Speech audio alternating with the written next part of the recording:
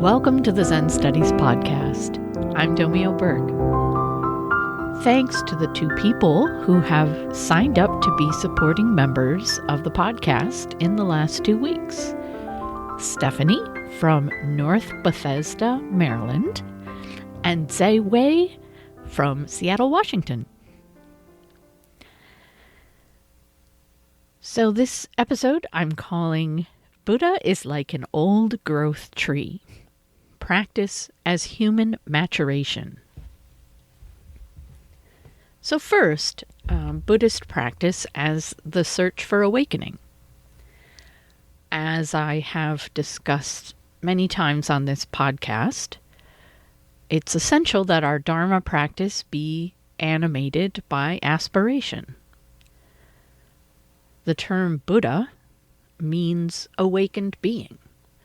So whatever form of Buddhism we practice, it includes the idea that there's something to which we can and ideally will awaken. Bodhicitta is the way-seeking mind that motivates our search for awakening, and it's the first of my 10 fields of Zen. Without bodhicitta, you never even begin practice, and if you don't nurture and sustain your way-seeking mind, your practice will wither and die. However, sometimes it's difficult to relate to the goal of awakening or enlightenment. At some point, you might like the idea of attaining a remarkable experience after which you will be transformed into a saint and untroubled by the vicissitudes of life. But it probably won't be long before you realize that's not going to happen. Maybe you have a significant experience of opening or insight, but then it takes a lot of work to translate your understanding into changes in your everyday life.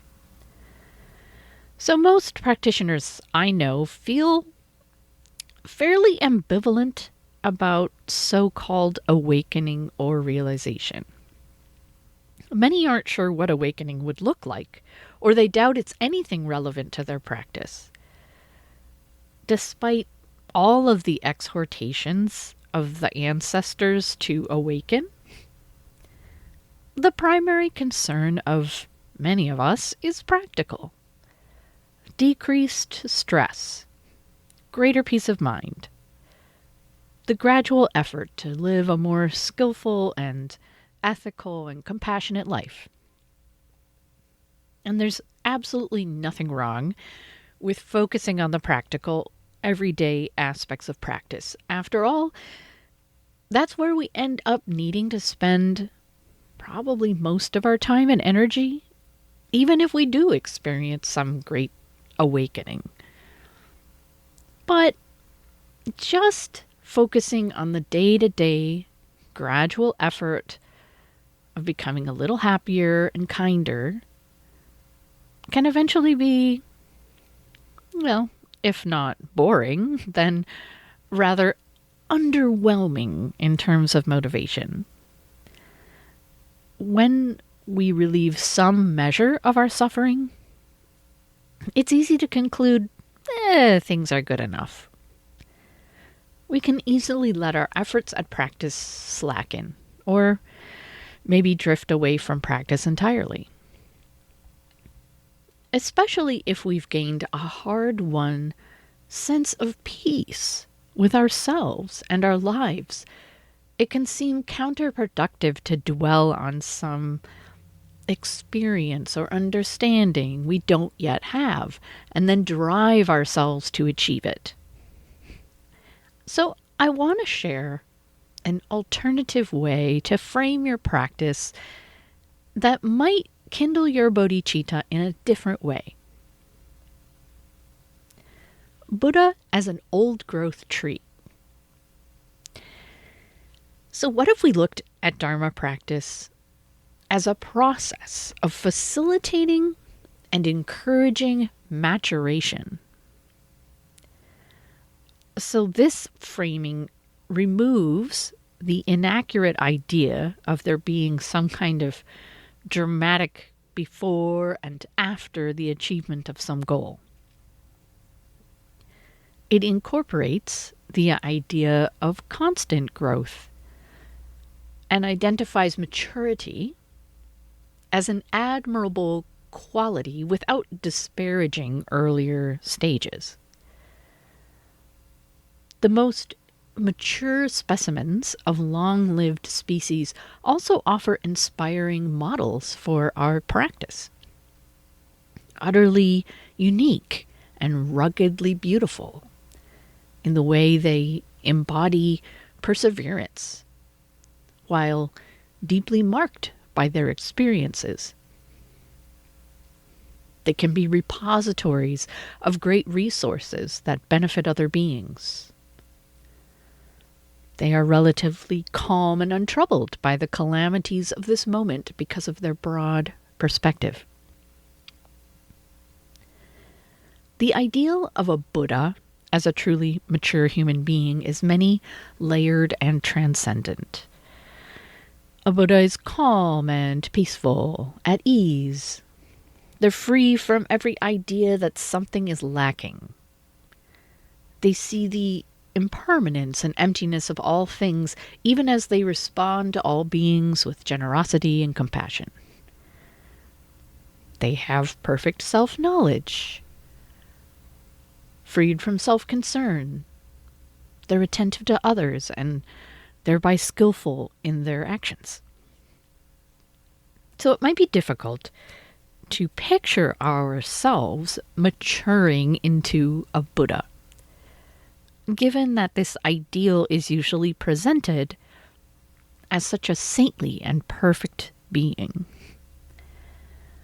But if we look on the ideal of Buddha not as something to strive for, but as a description of true human maturity, perhaps the aspiration to move toward Buddhahood will not seem so far-fetched. When I try to think of Dharma practice as a process of facilitating and encouraging maturation, I find it helpful to picture a different kind of mature being, particularly an old-growth Douglas fir tree. It's difficult to comprehend the difference between a young Doug fir tree, 5 to 10 years old, probably about 15 feet high, like the one in my yard, and an old-growth tree, over 200 years old, especially, of course, when that tree is in an old-growth forest. I love comparing an old-growth tree to a truly mature human being.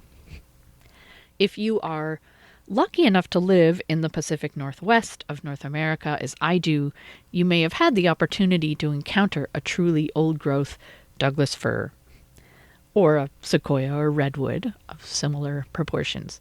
But I will describe one in case you haven't.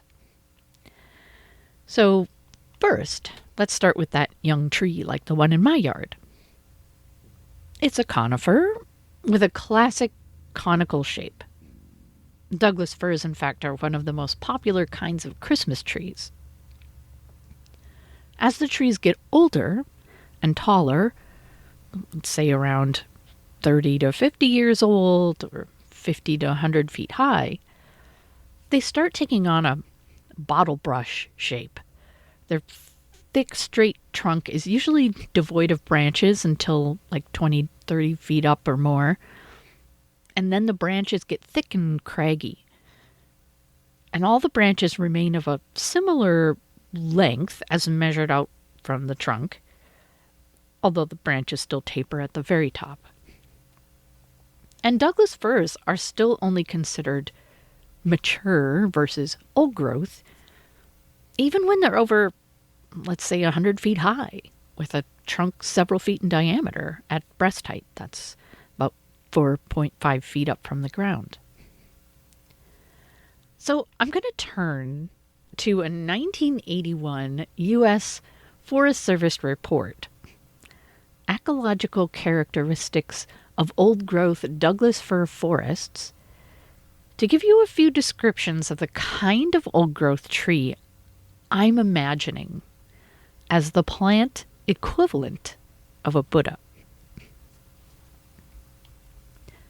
Quote, a large old-growth Douglas fir is individualistic and commonly has an irregularly arranged, large, coarse branch system, and often a long crown.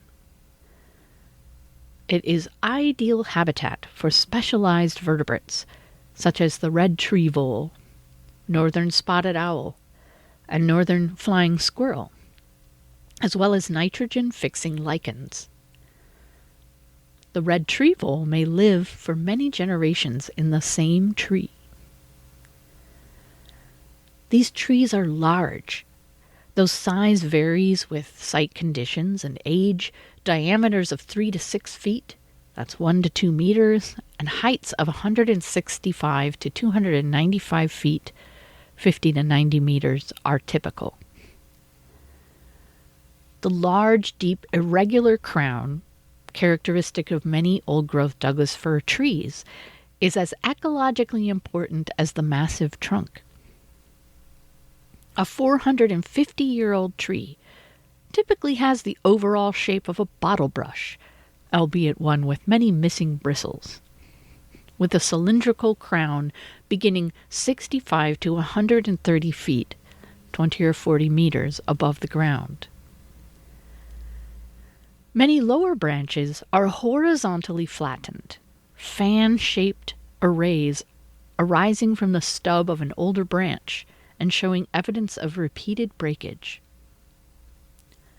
Upper surfaces of large branches are covered by organic soil, several centimeters thick, which is perched on the branches and supports entire communities of epiphytic plants, mainly mosses and lichens, and animals. Large branches are the home of myriad invertebrates, as well as birds and arboreal mammals. Almost every surface of an old-growth Douglas fir is occupied by epiphytic plants.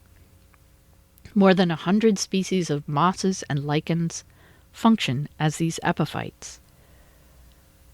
The dry weight of mosses and lichens on a single old-growth tree ranges from 33 to 66 pounds, or 15 to 30 kilograms, of which less than half is mosses, but this excludes the ubiquitous crust-forming lichens, which cannot be separated for weighing.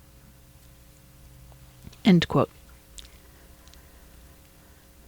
No description or image can convey the scale and magnificence of these giant trees. When you stand next to them, you crane your neck and look up, but can only see through the first few layers of branches, kind of like a mouse looking up at a human knee. It would take you and many friends holding hands to encircle the trunk.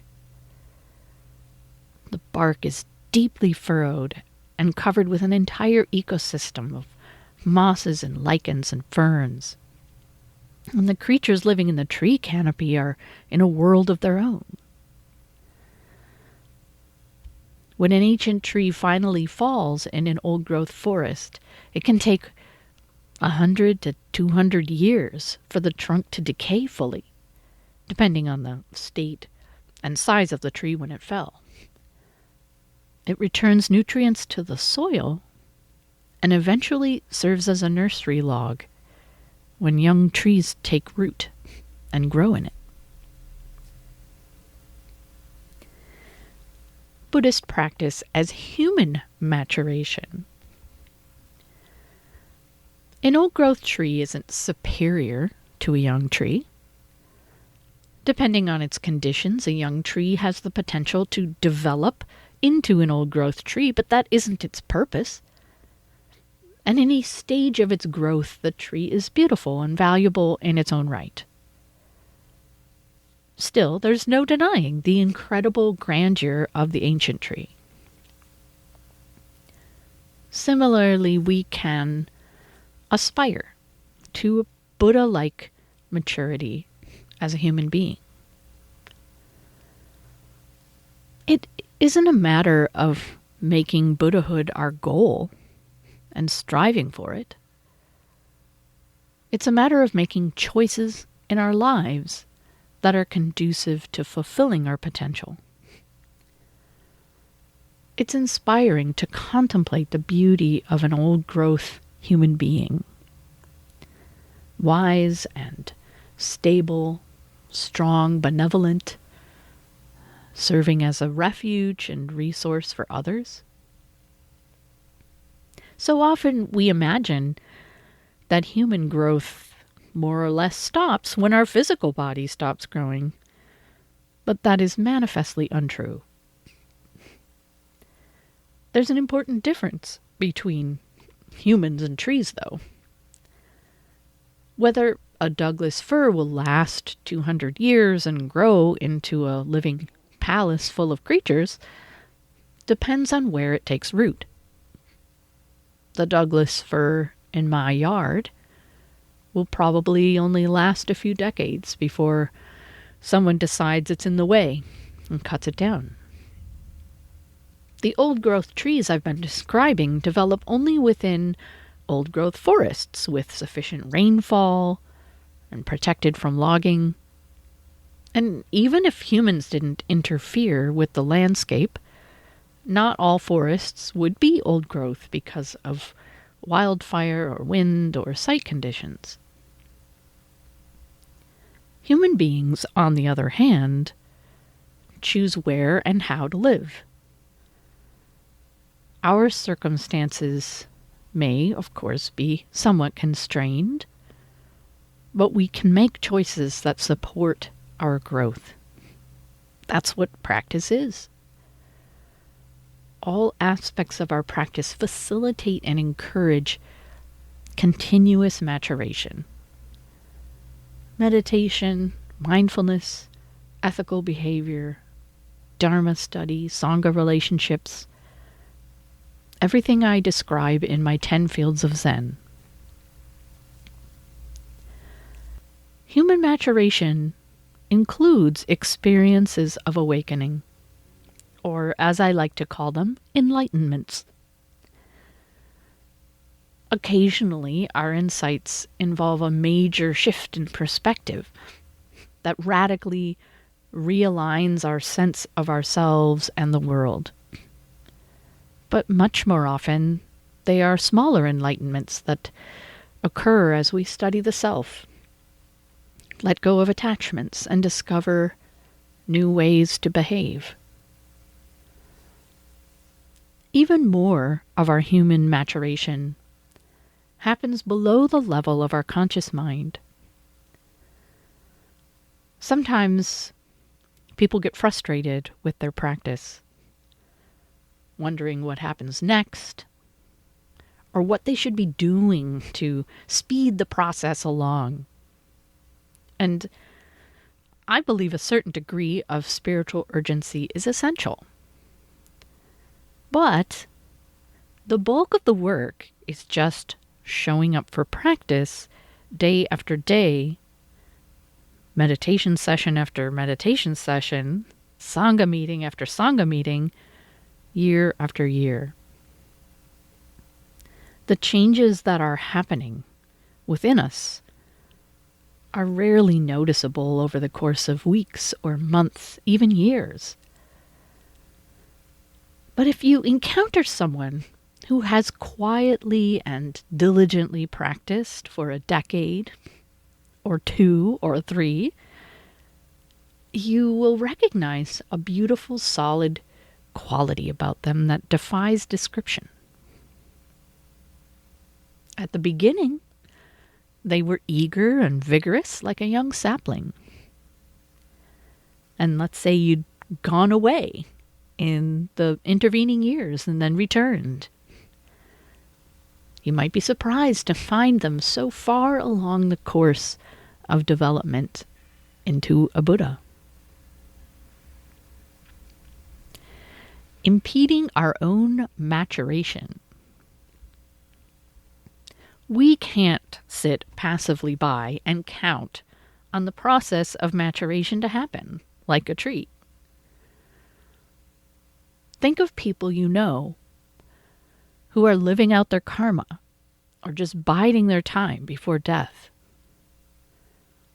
Such people often get sadder, harsher, meaner, more fearful, and more dysfunctional over time. Every human being has dignity and freedom of choice, so I'm not suggesting we judge people.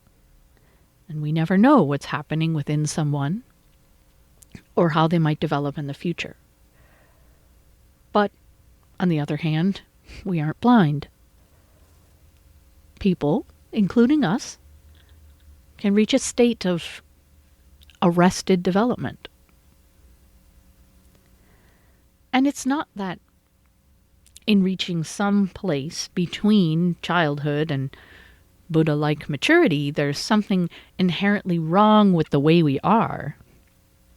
What's sad is the way we resist or avoid maturity, refusing to change, even though circumstances are calling for it, even though there are more beneficial ways for us to live, even though there are new perspectives and learning experiences available to us. A tree's growth and vitality may be constrained by its environment, but it can't impede its own maturity the way a human being can. As grand as a tree is, it's much less complicated than a human being.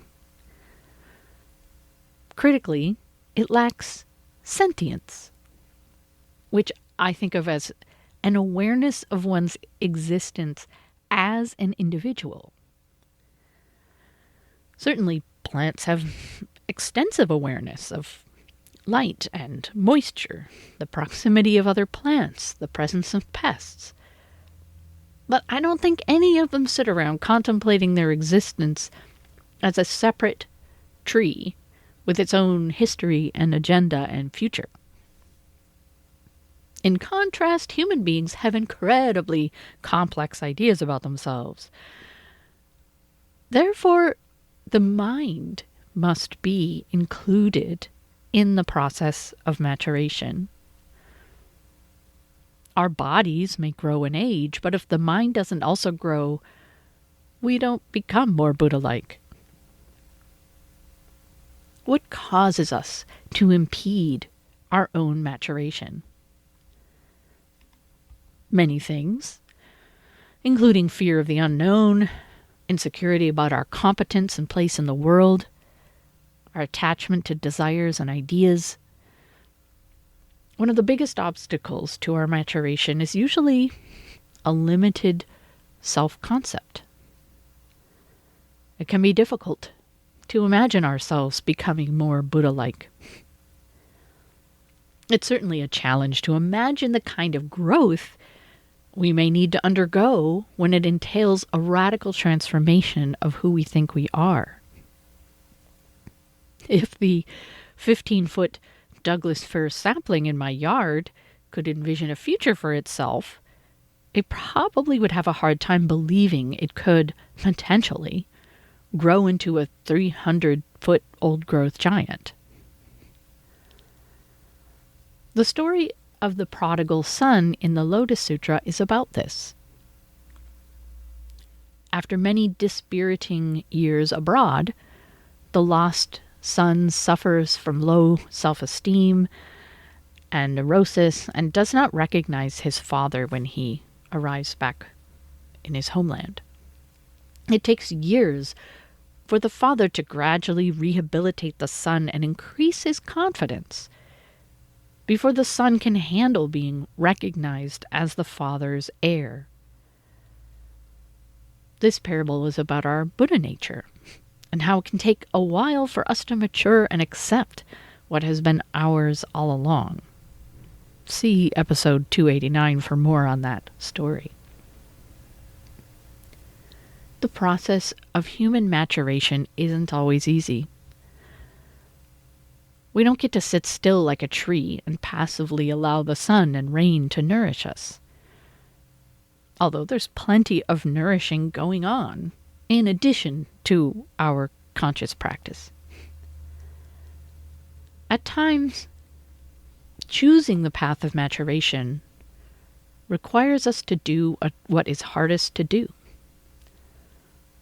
or to face daunting situations with a sense of determination and adventure. It may sound dramatic, but to some extent, each of us is invited to go on a hero's journey.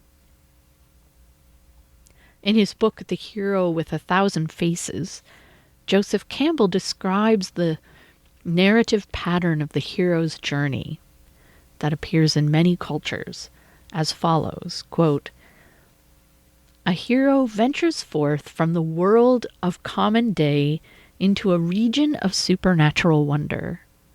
Fabulous forces are there encountered, and a decisive victory is won. The hero comes back from this mysterious adventure with the power to bestow boons on his fellow man." End quote. Although we can't rush or force maturation, we do need to participate in the process, maintaining a strong practice to facilitate and encourage our maturation, and trying to open ourselves up to the growth that might be in store for us. There's one more way in which comparing Buddhas to old-growth trees is appropriate. No two are alike.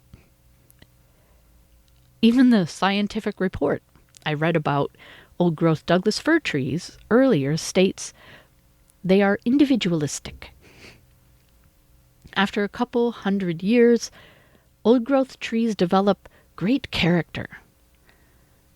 Some have had their crowns or large limbs knocked down by lightning or wind. Some have survived fires and show blackened scorch marks on their thick bark. Some contain large red trefoil nests. Some trees have branches thickened into what's called witches' brooms by mistletoe. Human beings are much more varied in their maturity than trees. And this is part of our beauty. If we get too fixated on what we think a Buddha looks like, we're likely to impede our own maturation. A Buddha isn't always male. A Buddha isn't always unemotional, or a renunciate, or austere.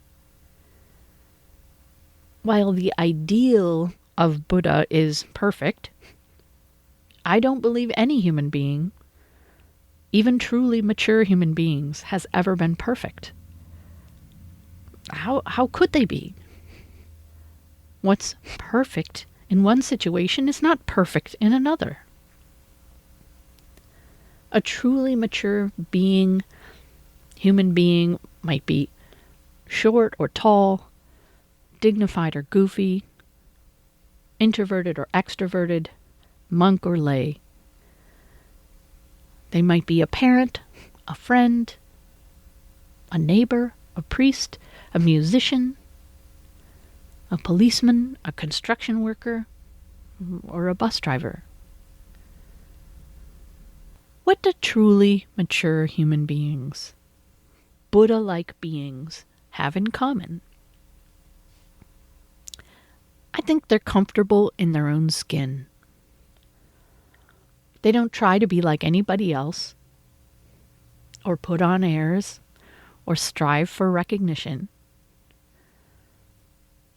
They're satisfied with their current domain, but not because they're afraid to go beyond it. Instead, they know the truth that Dogen points out in Genjo Koan, that our path can only be found exactly where we are. Quote, "If there are fish that would swim or birds that would fly, Only after investigating the entire ocean or sky, they would find neither path nor place. When we make this very place our own, our practice becomes the actualization of reality. When we make this path our own, our activity naturally becomes actualized reality. End quote. Truly mature human beings are not defensive. They have confidence in themselves, but not because they're attached to fixed ideas. Their sense of themselves and the world is stable, but fluid. Instead of being burdened by an ideal of what generosity looks like, they give joyously and freely what is theirs to give. They live with appreciation, contentment, and gratitude. When they experience sadness or difficulty, they don't get stuck in bitterness or depression, but take responsibility for the state of their heart-mind. Although they bring joy and peace of mind to those around them, Buddha-like people don't parade around calling themselves Buddhas. As Dogen says in Genjo Koan, quote, "We should not think that what we have attained is conceived by ourselves and known by our discriminating mind. Although complete enlightenment is immediately actualized, its intimacy is such that it does not necessarily form as a view. In fact, viewing is not something fixed." End quote. I hope you will find it helpful to frame our Dharma practice as facilitating and encouraging our maturation as human beings. May you dedicate yourself wholeheartedly to your practice with the faith that it will allow you to develop into a being that fulfills your potential, like the human version of an old growth tree. That's it for today. I will be back as soon as I can with a new episode. Thanks for listening.